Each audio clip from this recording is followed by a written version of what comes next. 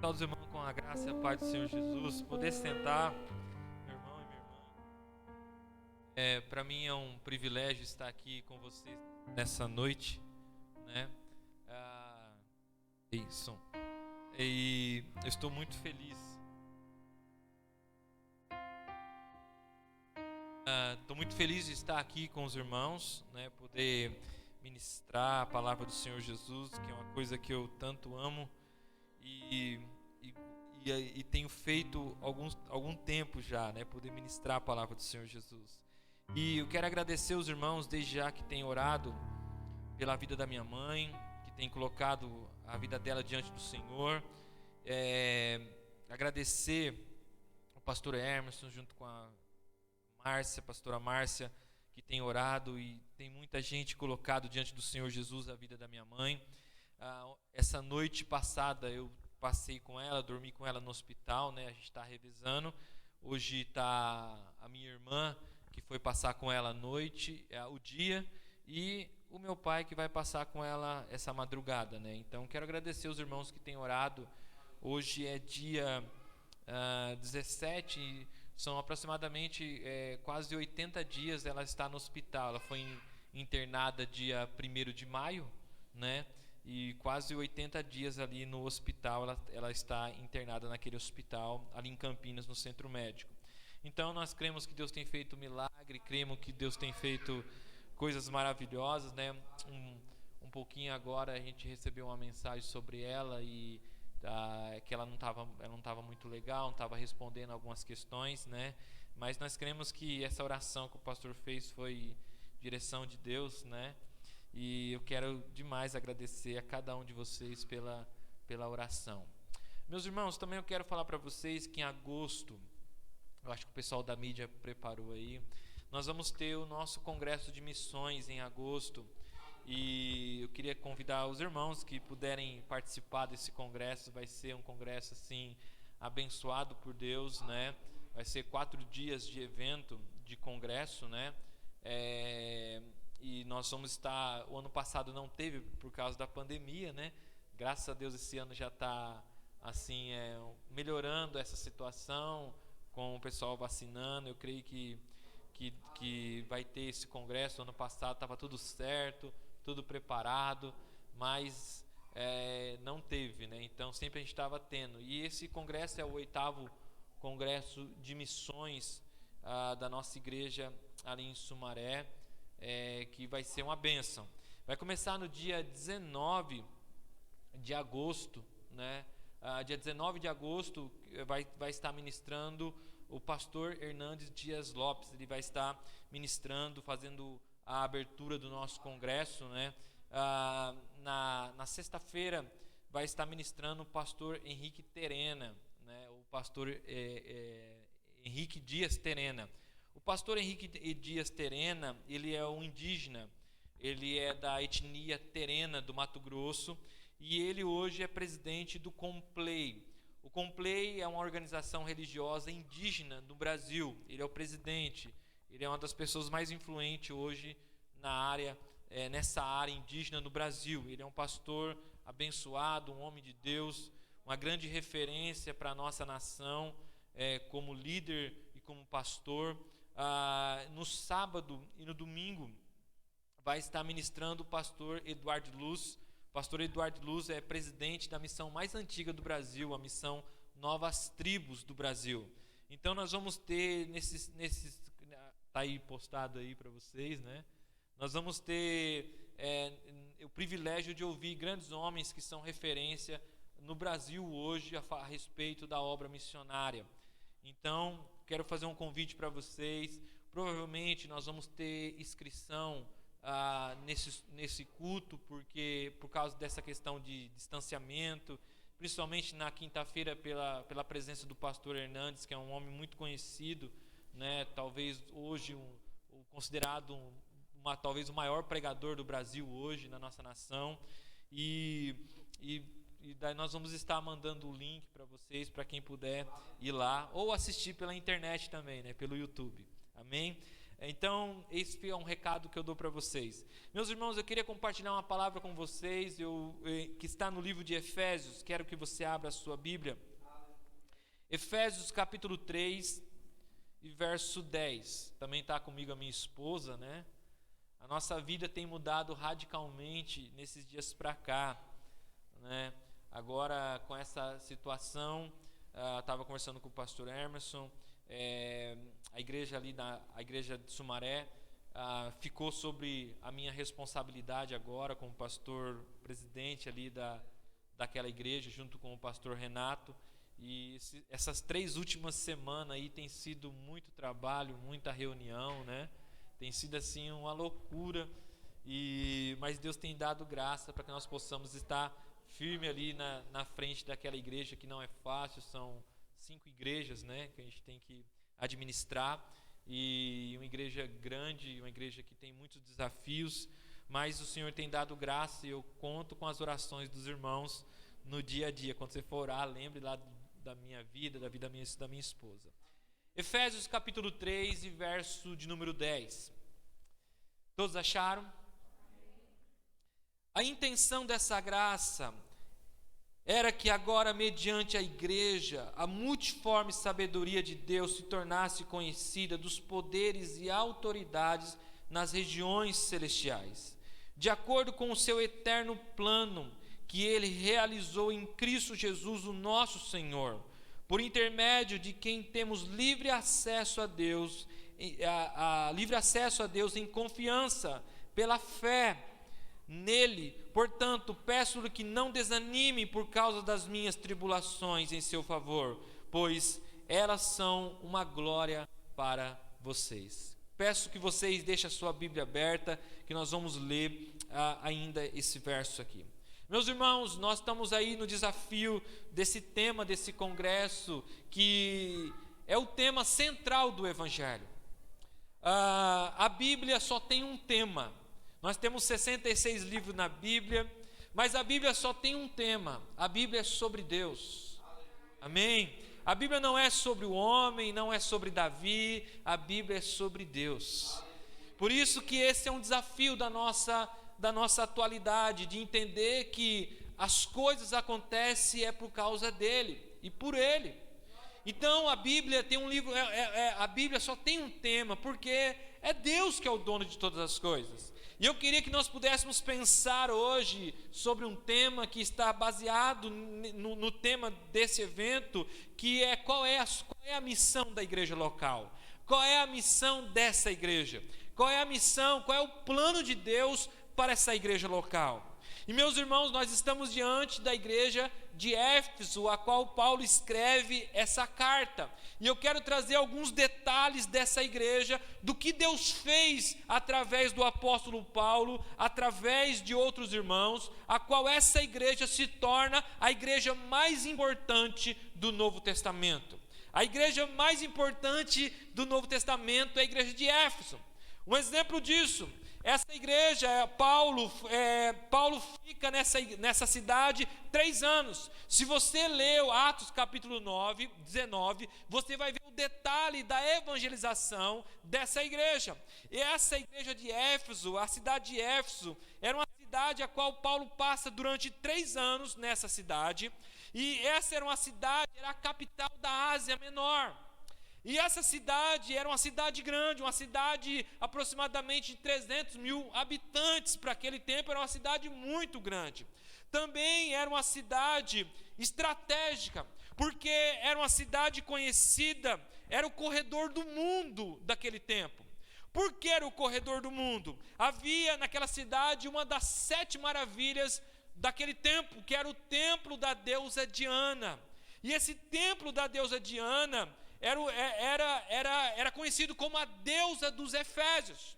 E é interessante que quando Paulo começa a pregar nessa cidade, essa cidade se torna um colapso religioso, porque aquela cidade era uma cidade onde o mundo inteiro ia para lá. Havia caravana que ia para essa cidade para cultuar a deusa Diana, para comprar os templos em miniatura daquela deusa Diana. Então era uma cidade que vivia cheia de turismo. era uma cidade conhecida, era uma cidade importante economicamente. E é interessante que Paulo é perseguido nessa cidade. Se você ler a primeira carta aos Coríntios, você vai ver que Paulo, ele diz que ele foi perseguido ao ponto de perder a esperança da própria vida. Ele foi perseguido ao ponto de carregar a sentença de óbito na sua mão. E quando Paulo escreve isso à cidade de Corinto, ele está falando dessa perseguição que ele sofreu na cidade de Éfeso.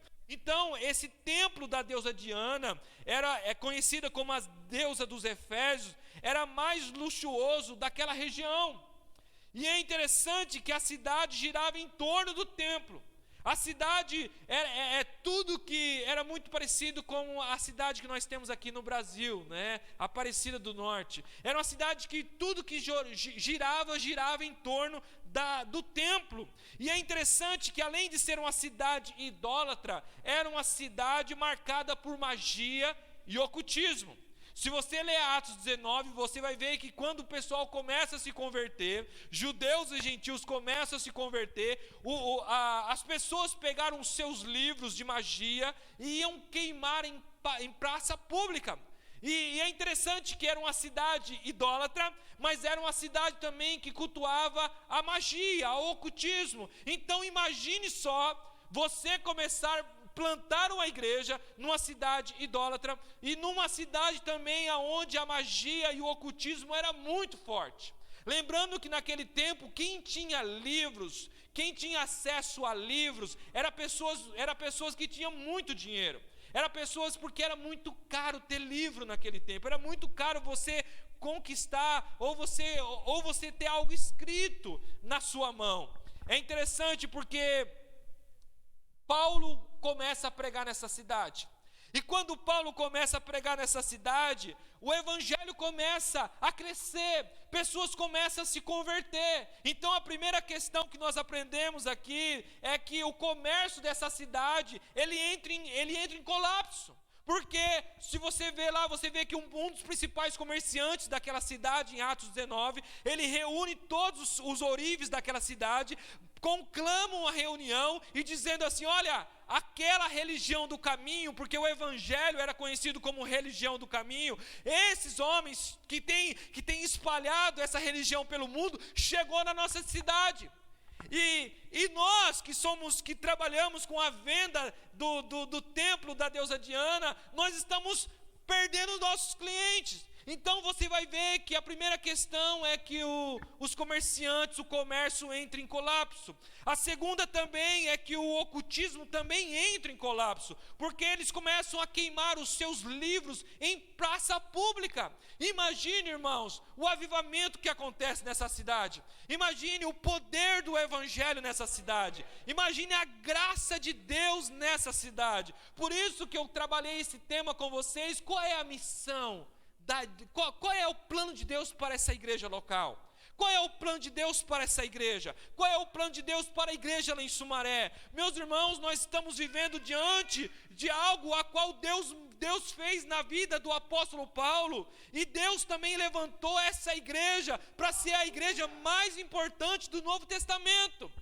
Se você ler o capítulo 19 de Atos, de verso 4, a Bíblia diz, Lucas diz que a palavra de Deus prevalecia na cidade de Éfeso. As palavras de Deus, a palavra de Deus prevalecia naquela cidade. Depois dessa cidade, você vai ver que Paulo planta igreja em Esmirna, em Pérgamo, em Tiatira, em Sardes, em Filadélfia, em Laodiceia, em Herápolis e também em Colossos. Através dessa cidade, outras cidades ganham o privilégio de ouvir a palavra de Deus, ao ponto de Lucas dizer assim, que naquela região, todo mundo ouviu a palavra do Senhor Jesus. Qual é a missão? Qual é o plano de Deus para a sua igreja e para essa igreja? Meus irmãos, ao ponto que a igreja de Éfeso passa a ser a igreja mais estratégica do Novo Testamento. Essa igreja supera a igreja de Jerusalém. A igreja de Jerusalém era uma igreja forte. A igreja de Jerusalém era onde vinha toda por causa da influência do Tiago, o apóstolo Tiago. Mas agora essa igreja se torna a igreja mais estratégica do Novo Testamento. Olha, para você ter uma noção, é dessa cidade que João vai pastorear. No final da vida dele, o apóstolo João, é de lá que João escreve o Evangelho de João e as suas 3 epístolas. É dessa cidade que o pupilo do apóstolo Paulo vai pastorear a igreja, Timóteo, e lá nasce a primeira epístola de Timóteo. Então veja que essa igreja se torna uma igreja estratégica, uma igreja a qual Deus chama, e essa igreja entende qual é o plano dela, qual é o plano de Deus. Meus irmãos, veja que Lucas diz que a palavra de Deus prevalecia nessa cidade. Meus irmãos, nada e ninguém pode segurar a palavra do Senhor Jesus. Nada e ninguém pode deter a igreja do Senhor Jesus. Sabe por quê?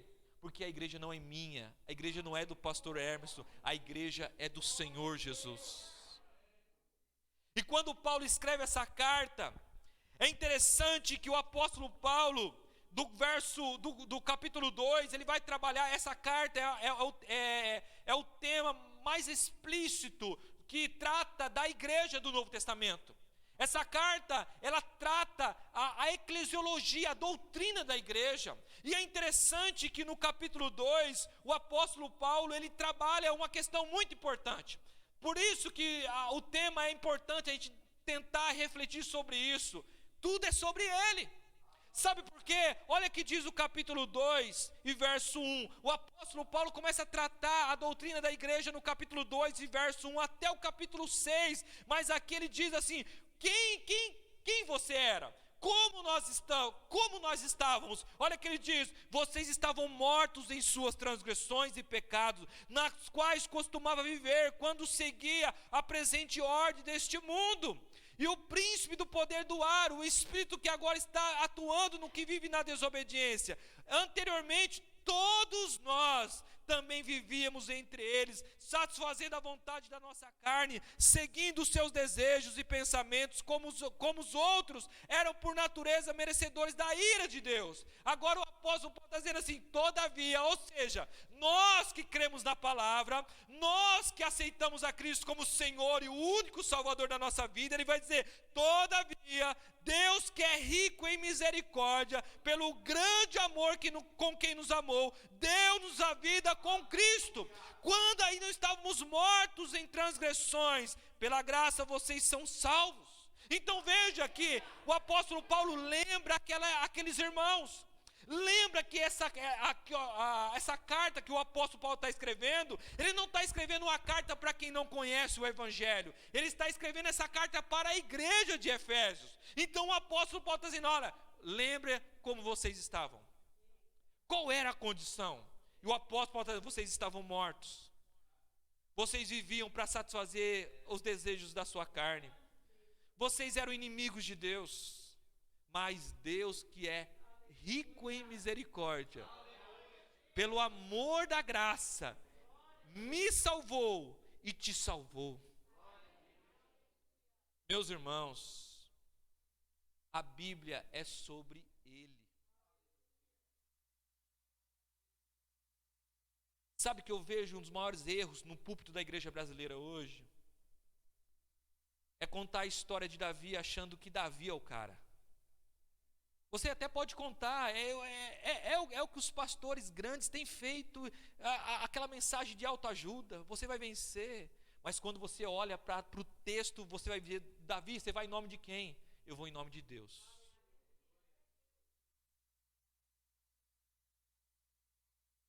Sobre Deus. Sabe por quê, meus irmãos? Porque se nós começarmos a falarmos de nós, quem é Davi? Davi, com todo o seu esforço, venceu aquele grande guerreiro, mas acabou com pecado na vida dele. Mas Deus, que é rico em misericórdia, o restaurou para a glória dele, para mostrar que a história é sobre ele. E nós somos a igreja do Senhor Jesus, irmãos. Nós somos o povo dele. E aqui é interessante que o apóstolo Paulo, ele lembra a mim e a você, declarando aqueles irmãos, aqui havia um problema nessa igreja. E qual era o problema? Se você pegar o capítulo 3, você vai ver que o problema é que havia gentios se convertendo ao evangelho, mas também havia judeus se convertendo ao evangelho. E daí um se achava superior ao outro. Um achava melhor do que o outro. Se o judeu sentasse de um lado, o gentil, eu não vou sentar daquele lado porque ele é judeu. E se o judeu sentasse aqui, o outro não queria sentar. E daí o apóstolo Paulo lembra-se, dizendo para mim, para você e para aqueles irmãos: todavia, como vocês estavam, mas todavia Deus, que é rico em misericórdia, nos salvou. E veja, irmãos, olha que coisa fantástica, o capítulo 2 e verso 16. Diz assim o capítulo 2 e verso 16: E reconciliou, e reconciliar Deus os dois em um corpo, por meio da cruz, pela qual ele destruiu a inimizade. Então o apóstolo Paulo está dizendo que não existe dois corpos, existe um único corpo, a qual a barreira étnica, a barreira de pensamentos, a barreira ideológica acabou. Deus derrubou, porque só existe uma igreja, um só povo. Ah, meu irmão, mas talvez eu não gosto dessa cor. Ah, eu não gosto de você. Dentro do evangelho não tem isso, porque o apóstolo Paulo está mostrando para mim e para você que essa barreira da inimizade foi derrotada, foi quebrada. Agora, que me chama mais atenção está no capítulo 3 e verso 5, se você puder grifar esse texto, grife esse texto na sua Bíblia. Olha que o apóstolo Paulo está dizendo assim: esse mistério não foi dado a conhecer a homens de outras gerações, mas agora foi revelado pelo Espírito aos santos apóstolos e profetas de Deus. A pergunta é: que mistério é esse? Que mistério que os profetas do Antigo Testamento Deus não revelou? Que mistério é esse que Deus não mostrou para o Antigo Testamento? Não tem. O mistério a qual Paulo está mostrando para mim e para você, que estava oculto, mas agora foi mostrado aos apóstolos, esse mistério agora é a igreja do Senhor Jesus. Um só povo, uma só fé, um só batismo, um só Deus.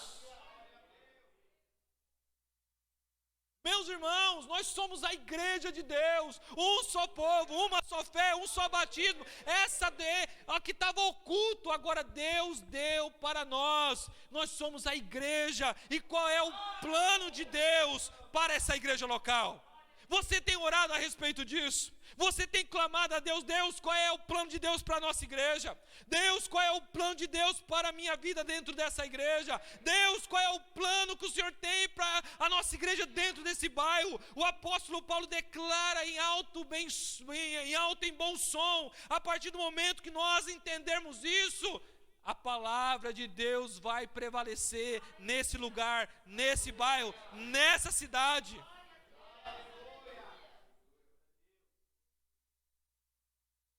Verso 6, ele continua dizendo: significando que mediante o evangelho, os gentios são co-herdeiros com Israel, membro do mesmo, que irmãos? Do mesmo corpo, e co-participante da promessa em Cristo Jesus. Só existe um corpo,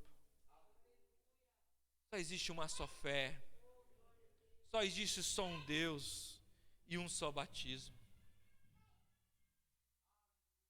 É interessante que a primeira questão que Paulo lembra a mim e a você é que a unidade, como Paulo escreve sobre judeus e gentios, Paulo está dizendo que o poder da igreja, a igreja quando se une num único propósito, Deus se manifesta em graça, em amor e em salvação. Sabe por quê, meus irmãos? Eu não sei, talvez vocês conhecem melhor do que eu. Você sabe qual é a dificuldade da sua cidade. Você sabe qual é a dificuldade desse bairro. Eu pergunto para você, você queria pregar em Éfeso ou aqui? O pastor falasse assim, olha, eu vou mandar para vocês vão implantar uma igreja numa cidade. Ah, pastor, qual é o desafio? O desafio é que lá não existe evangelho. Mas, pastor, o que tem lá? Ah, existe lá uma idolatria muito forte, existe lá um ocultismo muito forte, mas quanta igreja tem? Não tem nenhuma. Se depois você leia Atos 19, você vai ver que Paulo pregou dias e dias dentro da sinagoga, pregou o evangelho, pregou a graça do Senhor Jesus, ao ponto de uma multidão falando, nós vamos matar esse Paulo. Nós estava bem, prosperando aqui, o nosso comércio. Se você vê Atos 19, você vai ver que quando eles levaram para o teatro de Éfeso, eles ficaram 2 horas gritando, Artemis é Deus dos Efésios. 2 horas a cidade gritando isso, irmãos. E o que eu aprendo com isso é que o poder de Deus supera todas essas coisas. E o verso 10 diz assim, esse é o segredo da igreja, a qual Deus se manifesta em graça e em poder. Olha que diz o verso 10, a intenção dessa graça era que agora, mediante a igreja, a multiforme sabedoria de Deus se tornasse conhecida dos poderes e das autoridades nas regiões celestiais. A pergunta é, eu li esse texto, mas o que está querendo dizer com esse texto?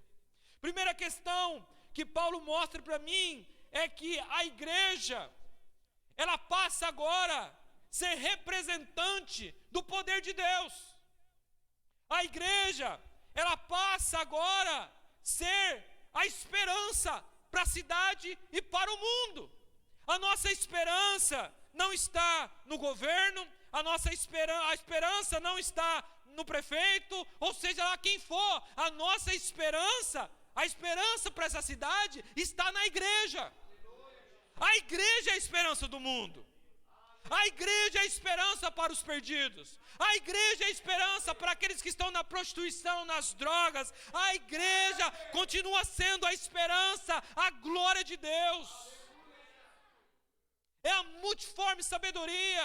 E é interessante quando Paulo fala da multiforme sabedoria, a ideia dessa palavra, essa palavra no texto original, ela significa um tapete colorido, era usado para as coisas coloridas. Ou seja, meus irmãos, a igreja não é uma fábrica a qual Deus pega e faz todo mundo igual. A igreja é pessoas de várias classes, de várias culturas, a qual Deus pega um rico e pega um pobre, e os dois louvam a Deus junto, a qual Deus pega uma pessoa que não sabe ler e pega um doutor, e os dois são filhos de Deus junto. Essa é a igreja de Deus, e Deus derrama os seus dons sobre todos e capacita todos para a glória dele, para que o nome dele seja exaltado. É o nome de Deus, tudo é sobre ele, tudo é sobre ele. Ao ponto, irmãos, que o texto diz que os principados e potestades param para ver o que Deus tem feito na igreja. Olha o que o texto diz, o texto continua. A intenção dessa graça era que, mediante a igreja, a multiforme sabedoria de Deus se tornasse conhecida dos poderes e das autoridades das regiões celestiais. Ou seja, Deus pega uma pessoa que é inimiga da outra, os dois se convertem, agora os dois estão cantando e louvando a Deus junto. Os poderes, os demônios, os anjos ficam assim. Quem pode fazer isso a não ser o nosso Deus?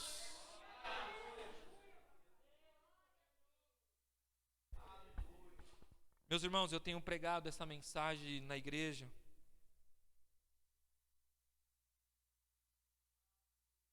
Eu estou pregando Efésios todo domingo, eu estou expondo essa carta capítulo por capítulo, verso por verso. E alguns irmãos têm chegado para mim e falam assim: pastor, eu não sabia que essa era a nossa missão.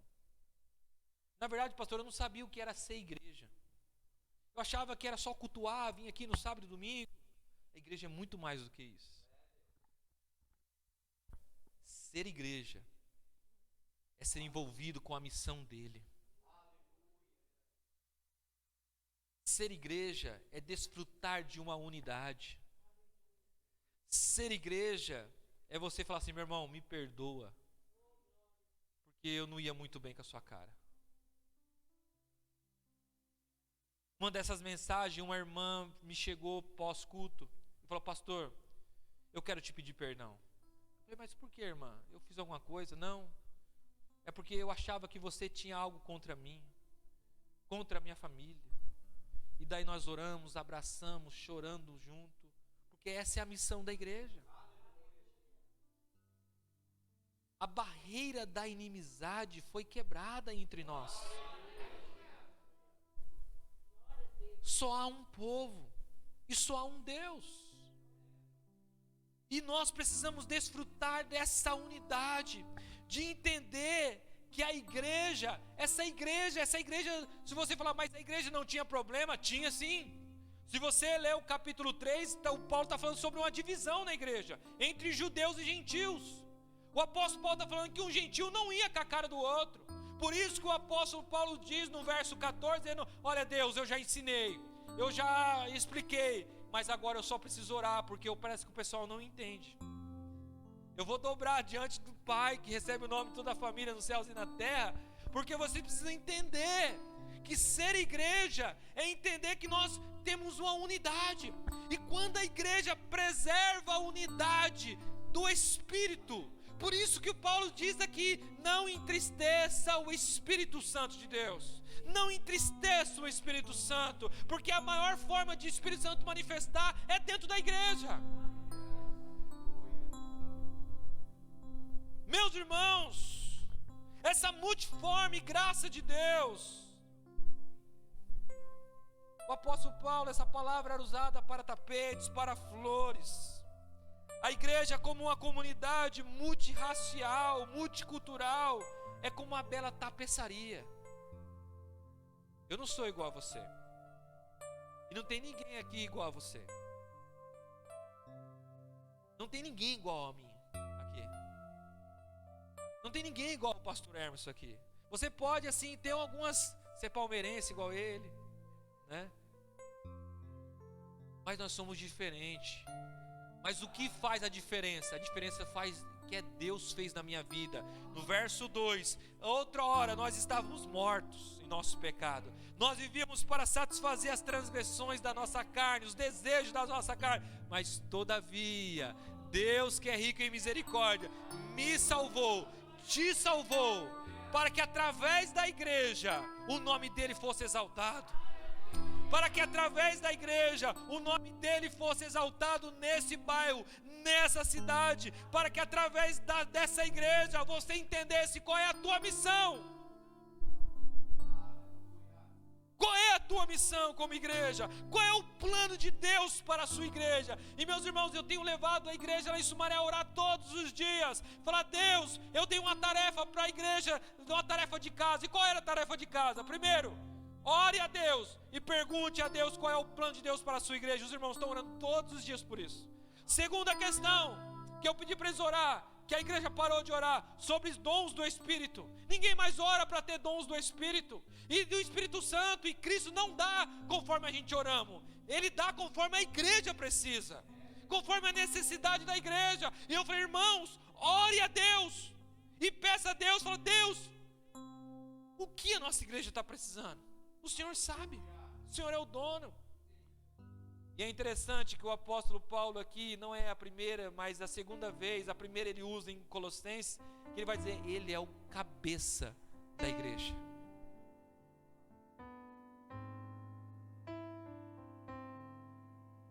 Sabe, irmãos, tem um texto que me dá temor e tremor. É o texto que diz assim, quando nós chegarmos diante de Deus, e Deus vai falar: Tiago, cadê as minhas ovelhas que eu confiei na sua mão?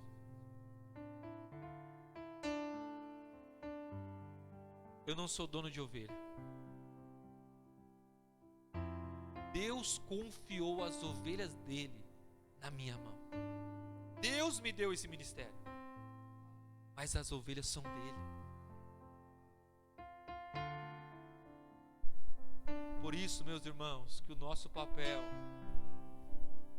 é clamar todos os dias para que a multigraça, a multiforme sabedoria de Deus manifeste na igreja.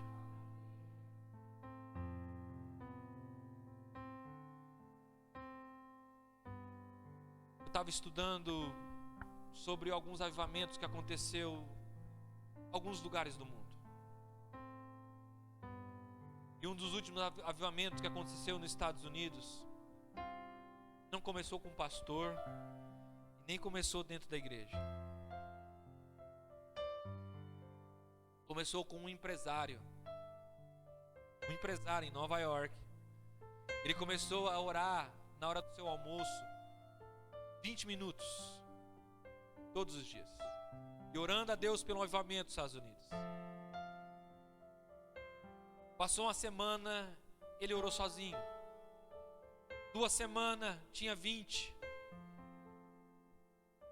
Daqui 3 meses tinha 600 empresários orando todos os dias na hora do almoço.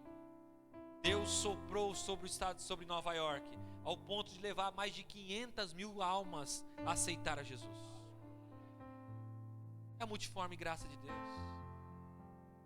Começou com um pastor, começou com um empresário. Eu acho que esse empresário entendeu qual era a missão dele. Esse empresário entendeu qual era o plano de Deus para a vida dele. Um homem muito conhecido, não sei se você já ouviu falar a história, mas é um homem chamado, um evangelista, um outro americano chamado Moody. Moody era um homem indouto. E ele perguntava: pastor, eu quero ensinar no domingo de manhã. A escola dominical começou por causa dele. E o pastor olhando para ele: mas você é um cara que não fez seminário, não estudou. Não, você não vai ensinar na igreja. E ele: pastor, eu quero. Sabe, o pastor já estava de saco cheio assim com ele, assim, e falou assim: então faz o seguinte. Ele tanto tempo falando: pastor, eu preciso. Eu assim: então você arruma a sua sala. Sabe o que ele fez, irmãos? Domingo de manhã, começou a pegar as crianças de rua. Vamos lá que eu vou ensinar a palavra de Deus. 15 crianças. Daqui a pouco começou a pegar os mendigos. Daqui a pouco começou a pegar as prostitutas. Esse homem levou ao evangelho milhares de pessoas, ao ponto que a classe dele não cabia. Era um culto a Deus, mais de 1000 pessoas dentro daquele culto, ele ensinando. Isso é a multiforme graça de Deus. É entender que a igreja, Deus não pega uma máquina e cria uma série de pessoas iguaizinhas, não. Deus manifesta a sua graça, a sua multiforme sabedoria, e Ele me capacita conforme Ele quer. Qual é o seu talento? O meu talento, Ele vai encher, Ele vai dar, para que a palavra dEle prevaleça nessa igreja, nesse bairro, nessa cidade, para que essa igreja venha abalar a estrutura desse bairro, dessa cidade, para que os anjos e principados parem e fiquem olhando o que Deus tem feito através da sua vida, através dessa igreja.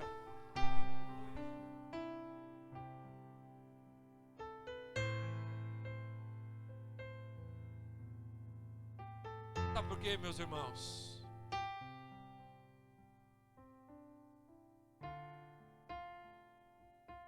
Que privilégio é nós termos filhos de Deus, herdeiros de Deus. Que privilégio é fazer parte da igreja. Que privilégio é você receber dons de Deus. Porque se nós olharmos para a nossa condição, irmãos, não havia esperança para mim e para você. É o verso capítulo 2 e verso 1: vocês estavam mortos em suas transgressões, seus pecados. qual o inimigo, Satanás, Paulo diz que ele nos influenciava para seguir os desejos deste mundo.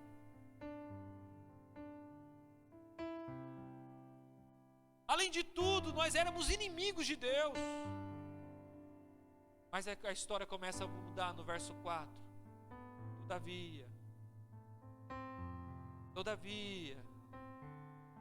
Todavia, Deus, que é rico em misericórdia, me salvou e te salvou. A história da Bíblia não é sobre nós, não é sobre Saul, não é sobre Moisés, é sobre Deus. Deus é o dono da história. Ele é o dono da igreja, a qual Ele colocou Cristo, o seu único Filho, como cabeça da igreja. Nós somos o corpo.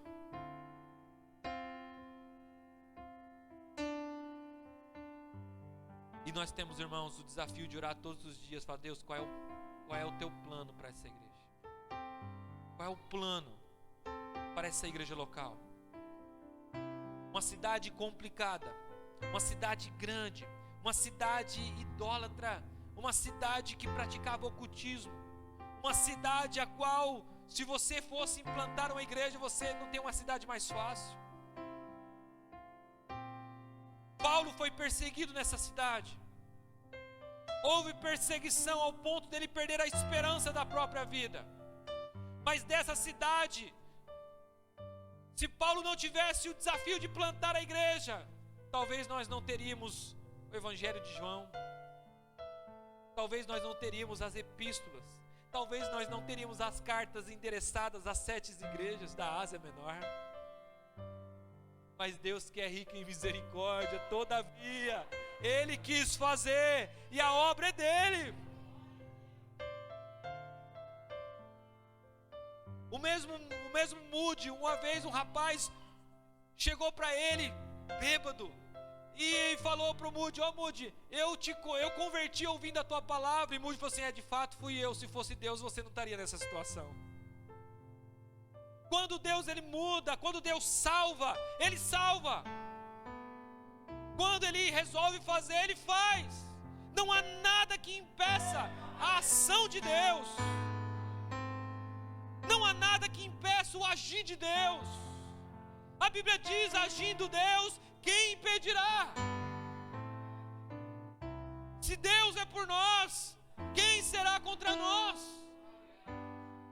Ele é o dono da igreja, Ele continua sustentando a igreja. Talvez você possa olhar e ver a igreja meio cambaleando. Não, ela não está cambaleando. Deus é o dono dela, e um dia Ele vai vir buscar uma igreja santa, uma igreja pura, uma igreja sem mácula. A igreja continua sendo santa porque Ele é santo. Não ache, irmão, em nome de Jesus, falo isso com muito temor e tremor aqui, não ache que a igreja se perdeu. Talvez você possa olhar escândalo, talvez você possa olhar um monte de coisa, mas a igreja é dele. E a igreja continua sendo santa, porque quem chamou é santo. Aquele que começou a boa obra, Ele vai terminar. Ele vai terminar.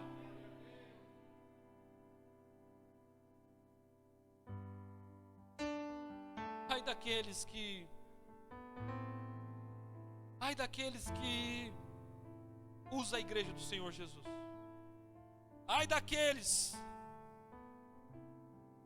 que perverte o Evangelho. A Bíblia diz que era melhor nem ter nascido, porque as coisas dele é santo, irmãos. Ele é santo.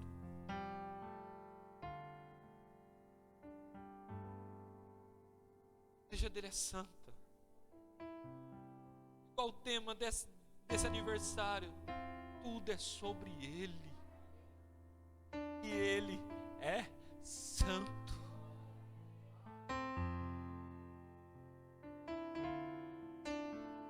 Moisés falou: Deus, eu quero te ver a tua face. Deus, não dá, Moisés. Você não vai aguentar, você vai morrer. Senhor, eu quero ver a tua face. Então Deus falou assim, então vai o seguinte, eu vou passar de costa, vou deixar uma brecha, e você vai ver. Moisés não viu a face, Moisés só viu só as costas de Deus. Ele caiu com medo, porque Deus é santo.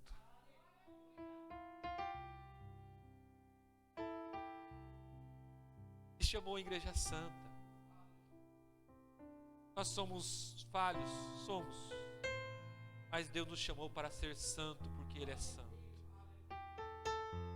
Por isso, meu irmão e minha irmã, quando Ele se faz presente, nós estamos diante do Santo do Santo. O que eu acho interessante é que no Antigo Testamento só havia você só podia orar, interceder pelos seus pecados, quantas vezes no ano? Só uma vez. Você levava o seu sacrifício até o templo, a tenda, daí pegava ali o sacerdote, você não entrava, você ficava orando para que o sumo sacerdote não tivesse em pecado. Amarrava uma corda nele, cinto no sumo sacerdote, porque ele ia entrar, tinha um lugar, tinha o santo e tinha o santo do santo. E ali ele apresentava os seus pedidos a Deus. E ali você era perdoado. Depois de um ano, você ia lá de novo. Só que quando a Bíblia fala, o Evangelho fala que quando ele morreu, o véu se rasgou, de cima a baixo. E é interessante que esse véu, no lugar do Santo do Santo, era um véu intransponível. Mais ou menos 7 metros de altura por 30 centímetros de largura era esse pano. Era uma barreira intransponível entre você e o Santo do Santo. Mas a Bíblia fala que a partir do momento que Jesus gritou lá, está consumado, que a palavra tetelestai no texto original, que é a obra perfeita, a obra acabada, aquele véu se rasgou de cima a baixo. Agora eu e você, todos os dias, em qualquer lugar, podemos entrar no Santo do Santo. E nós somos a igreja dele. Verso 10, capítulo 3 e verso 10. Olha, naquela versão: para que agora, pela igreja, a multiforme sabedoria de Deus seja conhecida dos principados e potestade nos céus. A igreja agora passa a ser a representante da glória de Deus aqui na terra. Eu e você, nós não tínhamos acesso ao Santo do Santo. Nós tínhamos que estar orando para que aquele homem representasse o meu pecado diante do Santo do Santo. Agora eu e você, em qualquer lugar, nós podemos entrar diante do Santo do Santo e dizer: Deus, aqui está a minha vida, perdoa os meus pecados.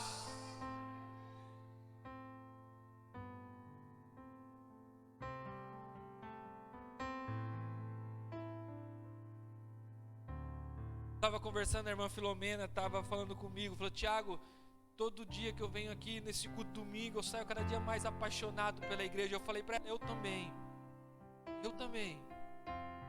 Cada dia que eu leio essa carta e dedico a estudar essa carta, eu fico cada dia mais apaixonado pela obra de Deus na minha vida, na vida da igreja.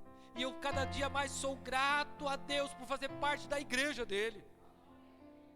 De entender que a única esperança para esse mundo é a igreja. Olha só para a igreja. Quantos casamentos a igreja já restaurou? Quantas vidas destruídas que o mundo dizia: isso aqui não tem chance. Jesus foi lá e mudou a história dele. Quantas pessoas que estavam querendo suicídio foi visitada pelo poder de Deus, e agora é um homem, um instrumento, uma mulher, um instrumento na mão de Deus. Irmãos, Deus levantou homens já nessa história desse mundo para chacoalhar o mundo através da igreja. E agora Deus quer levantar eu e você para continuar essa história.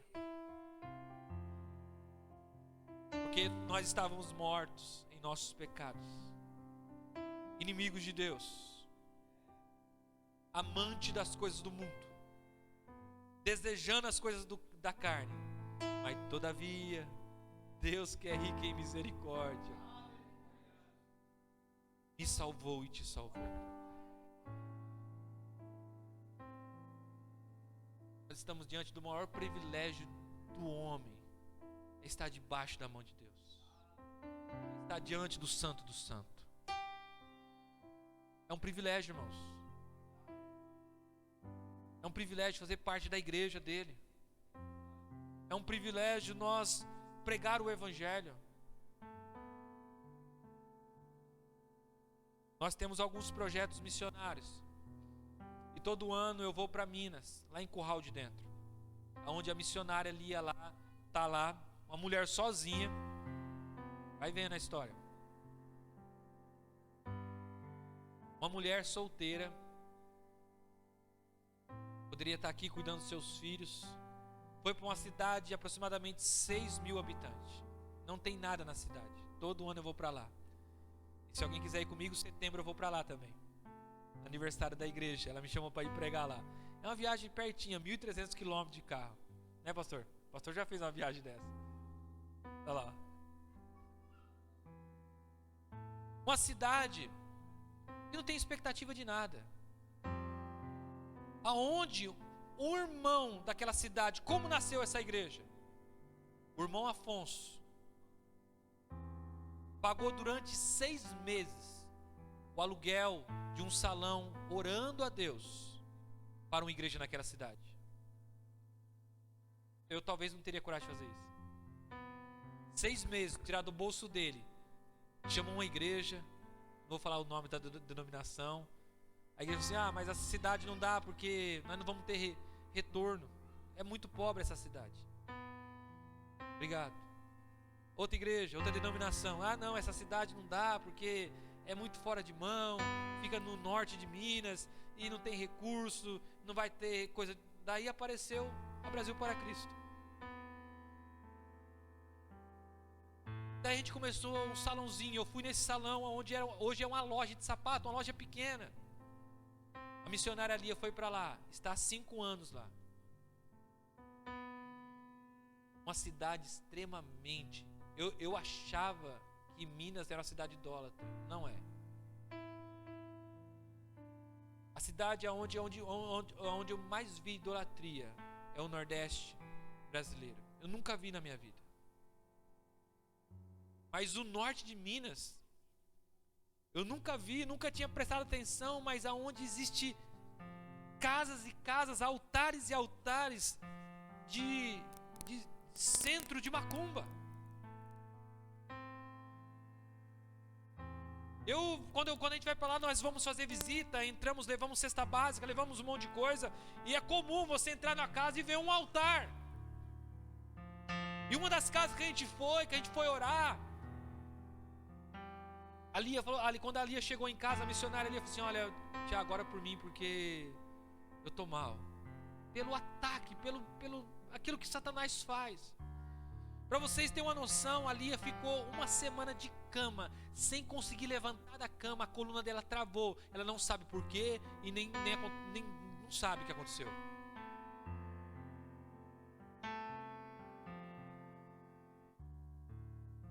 Estive em janeiro lá. Essa igreja começou num lugar pequeno, hoje é na rua principal da cidade.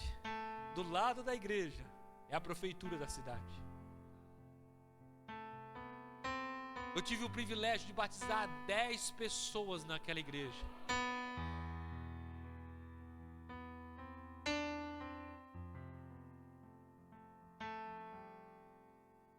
E aquela igreja está com mais de 50 pessoas dentro da igreja.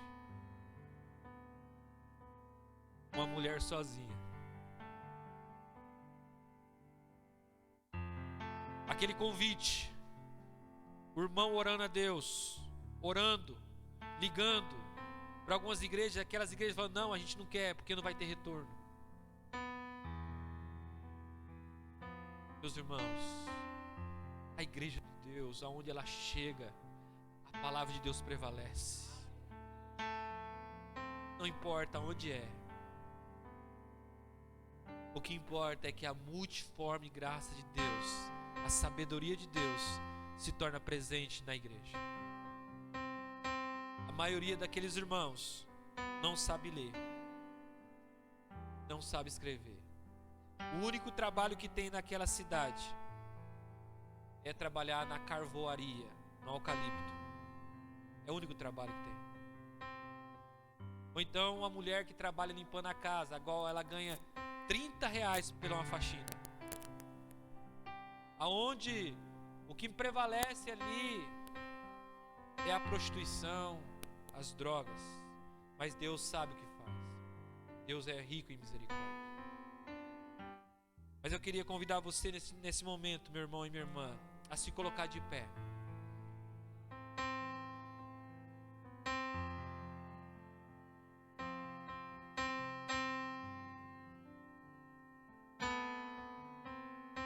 Eu queria que você orasse pela única coisa só nessa noite, que é sobre esse tema dessa mensagem. Mas não ficasse na minha oração.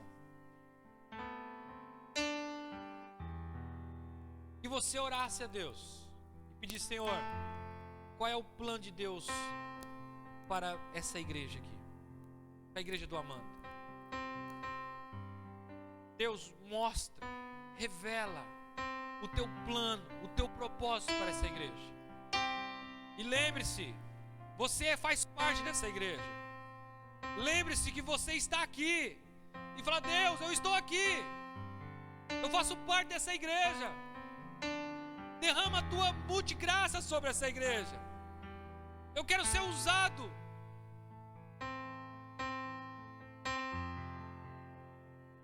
Senhor Deus,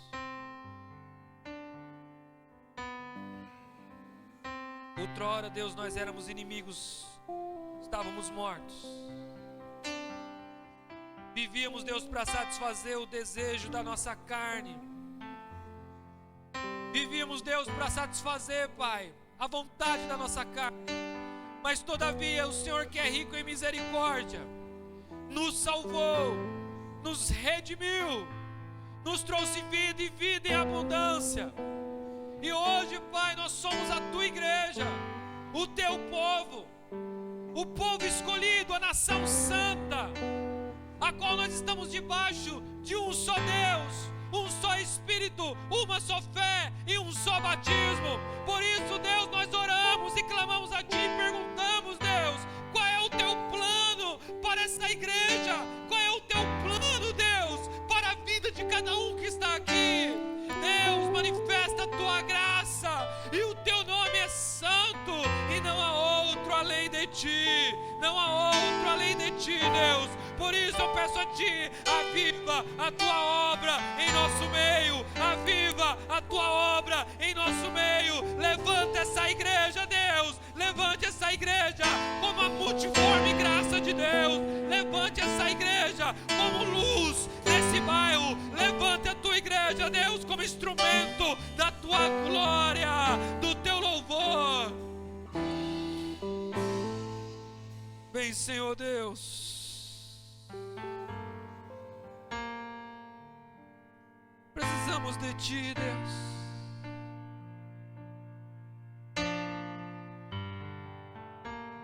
Aviva a Tua obra em nosso meio, Deus.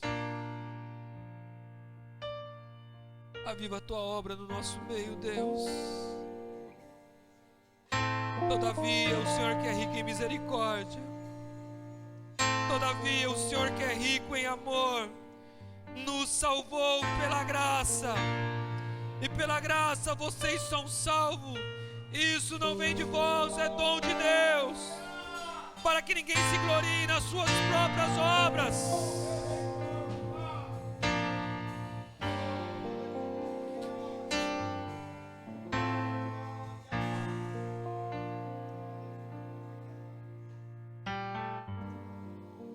Fale com Deus neste momento. Pergunte para Ele, fala: Deus, qual é a tua missão? Qual é o teu plano para a tua igreja? Qual é o teu plano para a tua igreja, Deus?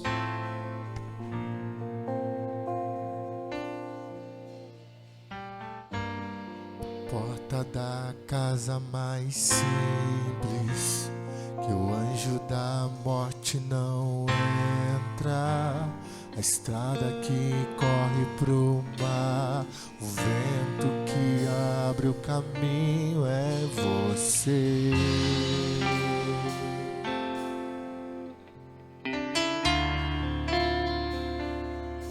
É você.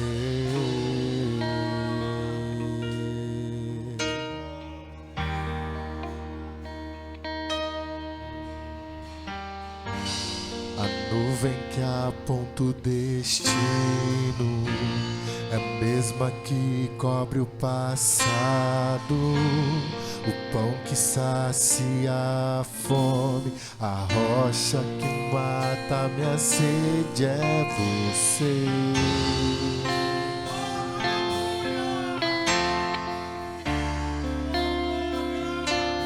É você.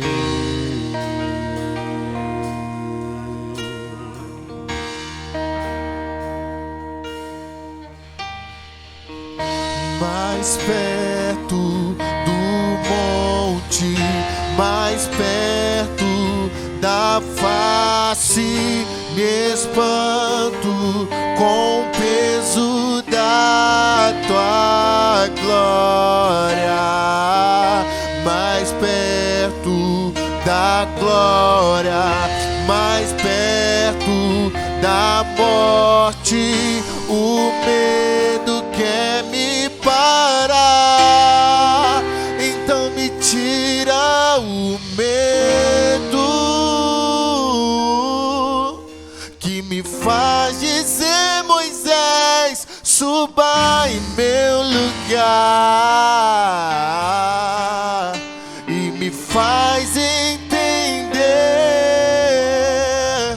que a tempestade é você, chuva forte é você, vento forte é você, e o que me faz tremer as pernas, a porta aberta é você, mas a fechada é você, é tudo sobre você.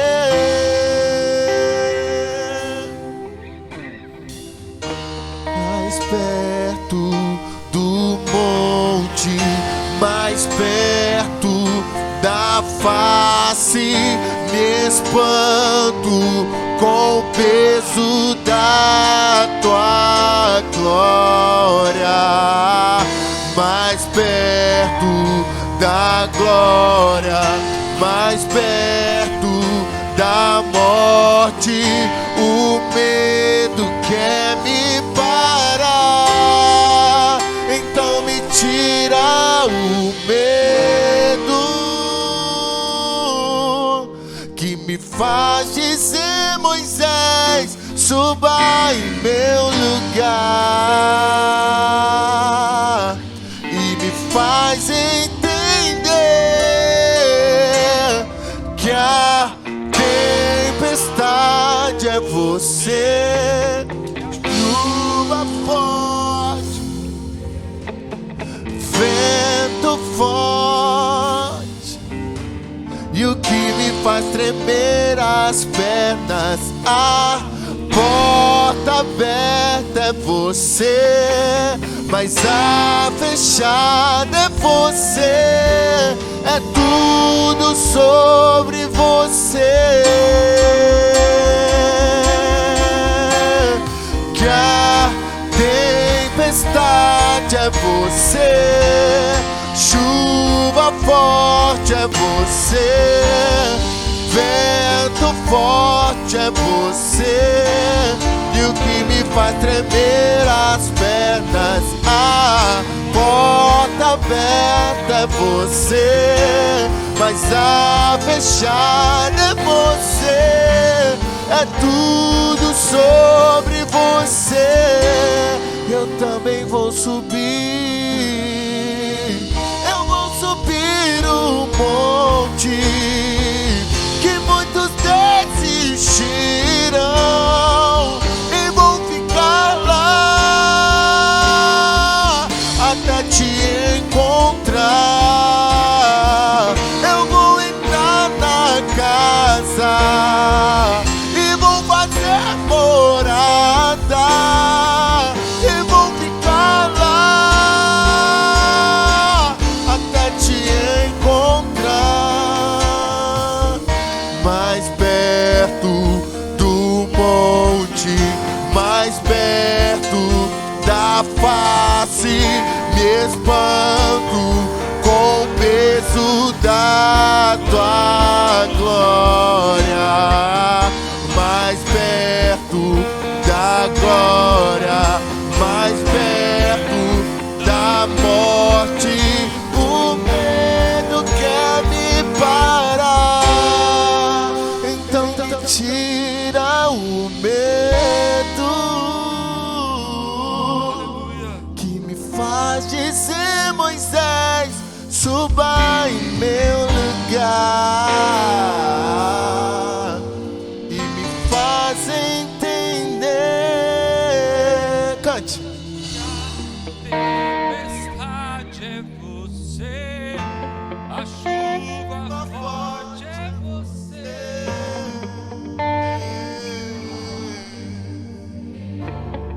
Que me faz tremer as pernas, a porta aberta é você, mas a fechar É você. é tudo sobre você. Senhor, a tua palavra diz que o teu Espírito Santo sopra. Não sabemos de onde vem e nem para onde vai. Assim o teu Espírito sopra todos aqueles que é nascido de Deus. Sopra em nosso meio, fôlego de vida. Sopra em nosso meio, Deus, renovo. Sopra, Senhor Deus, uma igreja forte em nosso meio. Levante dons, derrame dons em nosso meio.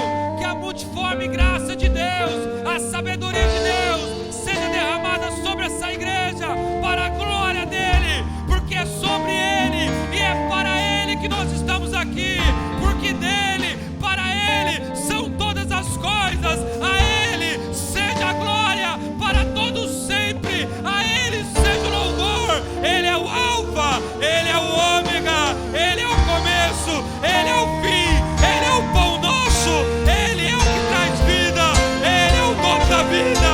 Ele triunfou sobre a morte, ele triunfou. A ele a honra, Tempestade é você, chuva forte é você, vento forte é você, e o que me faz tremer as pernas, a porta aberta é você, mas a fechada é você. É tudo sobre você, e eu também vou subir. ele é o alfa, ele é o ômega.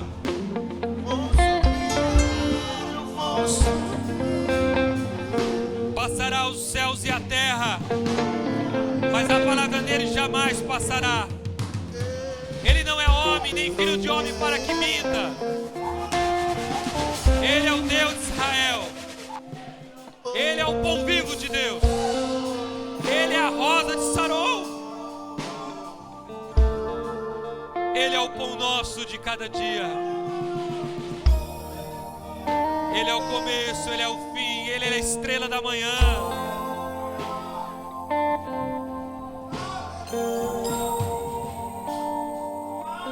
Ele é o cabeça da igreja.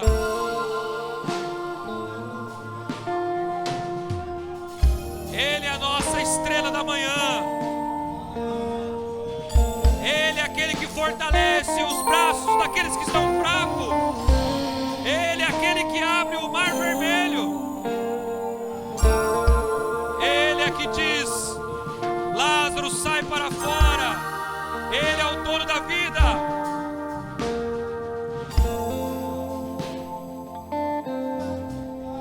está acima de todas as coisas, de principados e potestades.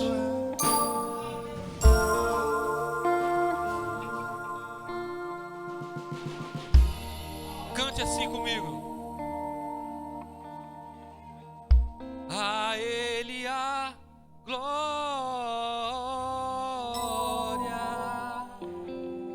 a Ele a glória,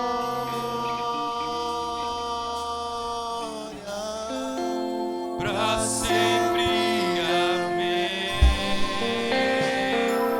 Porque dele, por Ele,